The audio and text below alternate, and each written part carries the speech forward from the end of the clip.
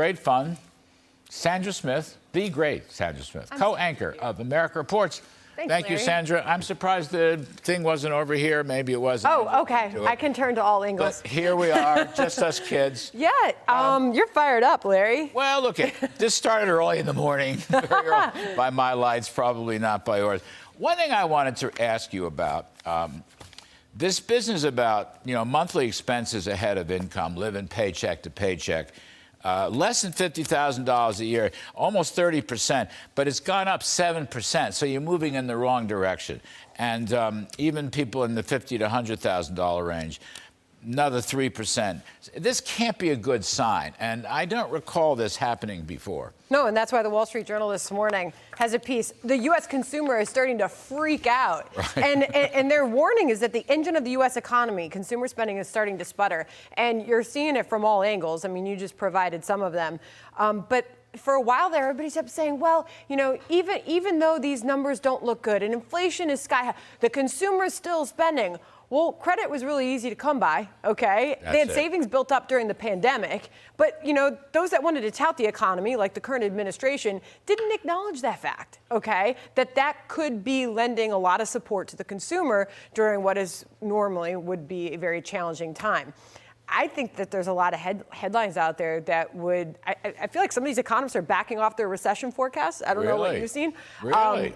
That shocks me when you have home prices sliding for a fifth straight month. Inflation's not going away, says Reuters. And then you've got this out-of-touch administration. I mean, you can't make this up. He gets into an EV, a Hummer EV, that costs $80,000 a year. I'll remind you that the average median income in this country is less than $60,000. He gets in there and touts tax credits, and this vehicle's not even eligible. It's not even for tax credits. I mean. And by the way, did you like the Hummer, or did you prefer the Corvette in his garage with the boxes of classified documents? Yeah, I was just kidding. That was just a joke. I would never say that seriously. I think there's reason to be concerned, obviously. I know you're an optimist. I know you'll always find the bright side of everything, and I know that a lot of folks that are listening right now, they want to find good news out there. But the consumer does not look healthy right now. Right. And that is fair to say. And this living paycheck to paycheck, the number of people making over $100,000 a year, that's gone up 9%. 5% of the country that is making over $100,000 is living paycheck to paycheck. That's a game changer. Consumers pulling back, businesses are pulling back. You have tremendous layoffs being scored. We haven't seen it yet in the unemployment rate, but I fear that's coming.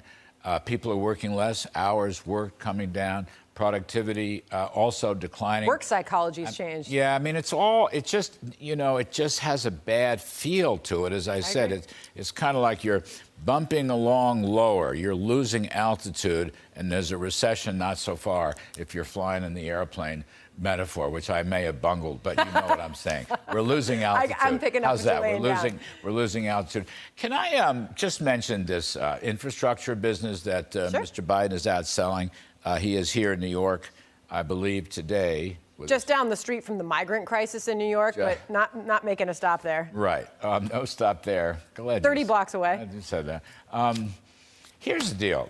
That bill, which was passed in 2021, right? It was the summer of 21, $1 trillion plus.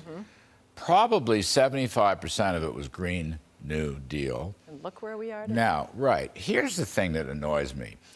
That bill had no permitting reforms, and Biden's own agencies, Sandra, are ruling out new projects, new roads, new lanes to solve traffic problems, even if EVs are the traffic and so forth and so on. So there's a few visible projects, but they never got back into the NEPA reforms where 2 years would be the absolute limit. And they're closing down permits, not opening permits. I'm not just talking about oil and gas. I'm talking about infrastructure. And this is not good. This is phony stuff. This is phony stuff. This will not come home. This will not stimulate anything. We will not get done for $1 trillion what taxpayers I think it goes back to the initial point you made in your opening riff there. And the government needs to just get out of the way. And more people, more and more Americans are onto that. I mean, did it surprise you that tops the economy now, that it tops inflation, it tops the border crisis, that more people are concerned about the government, big government in their lives. I mean, that's a lot of people who are acknowledging that government policies are making situations that are fixable in this country. They're not only not fixing them, they're making them worse. What's the matter with free enterprise? I know I'm out of favor, and this administration, free enterprise could really help these guys. I'm just looking, you know what? I see you did your homework. I know, I'm just skimming through. Groceries up 11.8%, Yeah. Rents up 8.3%. Now, I think rents are softening. Gasoline is down year to year, but it's way up from where it was in 2021. Airline fares up 28.5%. New cars up 6%. Old cars down 9%. Electricity, Sandra, up 14%. In other words, my point is, this is a recession, or it looks like a recession, that was spawned by high inflation. And that was the backbreaker of what was a strong economy, even coming out of COVID. It's unsustainable. It's unsustainable. You just can't do that. So, cocktail conversation right now. I'm sure anybody listening has probably heard this from a neighbor, a friend, a work colleague. You open up your electricity bills this month, they are eye-popping, shocking. So take the average American family in this country who's trying to survive a cold winter with electric bills sky high, let alone all the fuel prices that have gone sky high. It's unsustainable. And when you don't have wage growth to keep up with that, which we have seen, obviously, negative wage growth in this country. I should have said that. Real wages it's painful. Down basically 21 straight months. But do you know what we're hearing from the Biden team? The Biden campaign's telling the president to lean in on the economy in his presidential run for 2024. How do you do that? Well, you know, did you see what Paul Krugman had to say about this today? Now I'm going to look like you shuffling through my papers. Juicy. He blew my mind. Paul Krugman asked the question in the New York Times opinion section today, will Americans even notice the improving economy?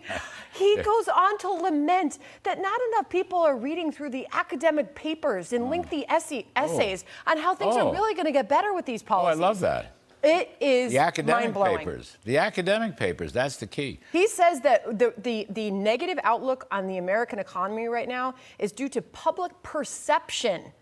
It's not economic reality in this country. I am not making this up. This is the New York Times opinion piece. Do you think he has a gas-burning stove? Oh, here it is. Here it is.